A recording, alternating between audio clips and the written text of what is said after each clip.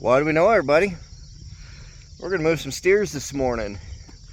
Back behind me is pen 1, and we had pen 1 steers in there. And we had to move the pen 1 steers because we had some concrete work we were gonna do.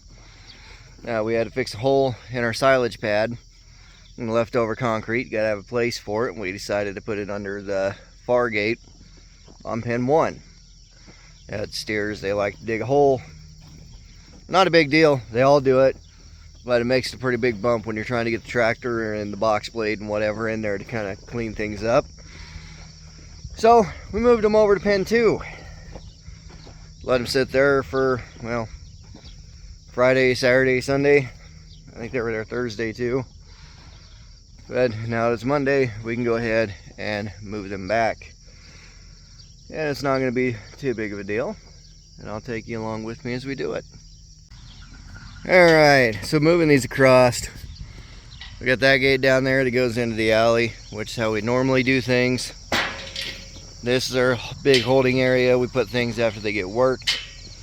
And you can see the gate for pen 1. For whatever reason, running them out of pen 1 always works better if you run them into here instead of just in this area over here. Same, running them out of 2 works so much better to get them over here and into your regular corral area is if you run them through this little holding area. And being such, it works a whole lot better to just run them straight across here. They got a straight shot, they can see the gates, the openings. Works really, really well. And we will go ahead and run up this way here, across the bunk line, over by the water tank, and we'll run down this fence line here, get them turned this way, and they will see the gate and they will all run out. And it will be peachy and it will work and nobody will fight me, and you know those big pipe dreams you have when you move cattle from pen to pen. Ah, boys, come on. Shh. Shh, shh, shh, shh, shh, shh,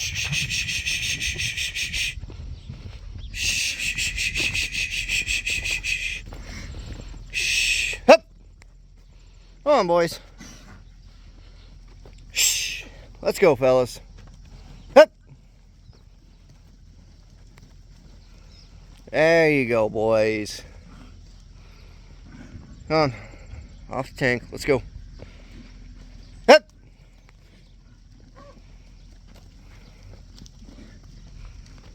Shh. Come on, boys. You too. Let's go.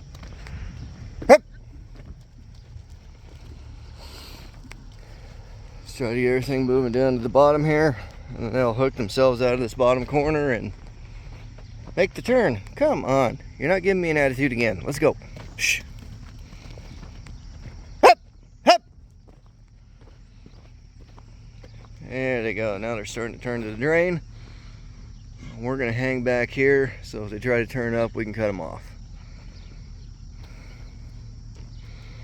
But we got 2 black ones. They're leading the way, so it should go pretty well.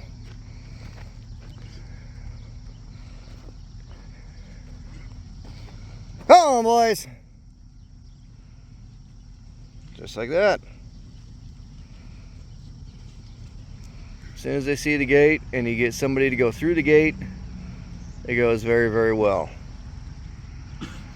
And you hope you don't have just 1 or 2 that are trying to give you an attitude. So we got them going. We got some in the corner here. We'll go ahead and walk down here.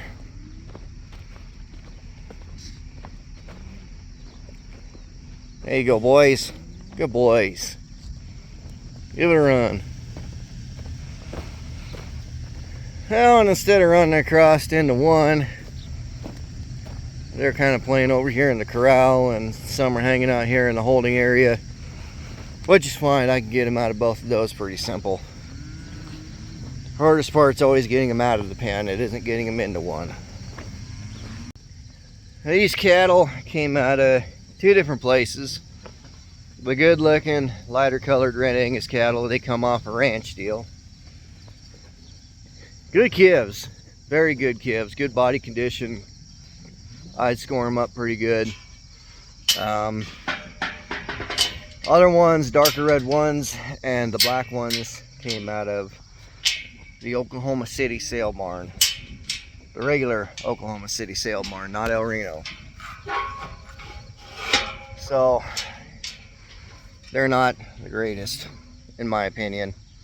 I'll switch hands here with the camera. Try to... Yeah, I can't get the pin there with one hand. Gotta lift the gate up, push the pin. It doesn't really work with one hand. But the cattle that came out of the barn are not anywhere near as good, which I expect coming out of the Oklahoma City sale barn. Just my experience hauling cattle out of there and getting cattle out of there. I'm not a big fan of Oklahoma or Texas cattle. They don't grow the best, they don't kill the best as far as grading and everything else goes. They are ill-tempered. It is just not a good situation if you're a feeder, especially up here in Nebraska where we're used to Nebraska cattle. Nebraska cattle are good tempered, they grade really well, got pretty good genetics, they all look pretty consistent, but they cost more.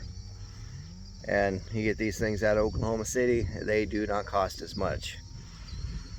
I'm not the one that does the books, I'm not the one that pencils this out, but something's got to give somewhere, and this is the way he's trying to go to see if it's going to work. Maybe it will, maybe it won't. It's all about money in the end, and all the big packers really care about is the meat that they can push out, so don't make much of a difference to them.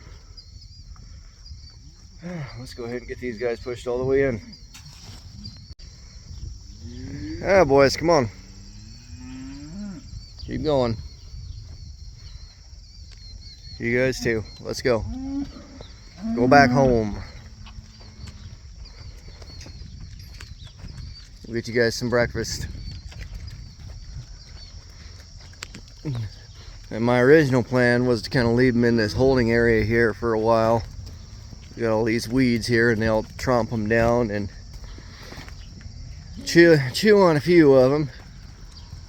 But we got another pen of southern cattle that came in last week or week before, and they will have to be worked.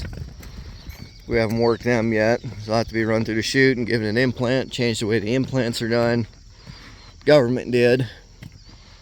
So everything's got to be timed out a little bit different anymore, which is fine. It doesn't affect me at all. As far as being the guy that has to work them, I'd rather just work them once instead of twice. But as far as a producer goes, you'd rather implant them twice.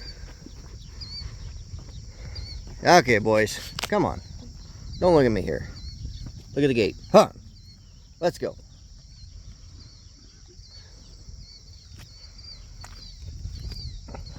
If you're wondering what this is, the float in the water tank sticks. Try to fix it, think you get it, and then it just goes back and does the same thing. I think we need to replace it. We just haven't got around to it yet. There we go. Last couple of ones here. Get them in here. We'll shut the gate. And life will be good. There we go. Not too hard. It all works pretty good, and it works better when you moved them before from one place to move them back to the other. They go pretty well. And it has been a while since I've made a video for that. I kind of apologize. I've been trying to make videos, it just really hadn't worked out. From working cattle to doing things with my little mechanic shop, and that's pretty much my whole life. I play cowboy and I play mechanic, and it is what it is. Been working on a lot of loaders, rewired that red truck you guys saw. Had to go back and do that again because they fried everything again. And it's just been a mess. Been busy. And I got doctor's appointments today. Got carpal tunnel deals in my wrist, which have been bothering me for a long time. And then got my knee. Loaded cattle there a few months ago. Knee hurt, never got better. Went in, had to get the x-ray, the MRI, physical therapy, and the only thing that's really made it feel better is when they tape it at physical therapy, and that's done this Friday. So I don't know how that's going to work. We'll see if I'll end up doing it more. If they'll send me with a roll of that tape, or if there's a brace I can get.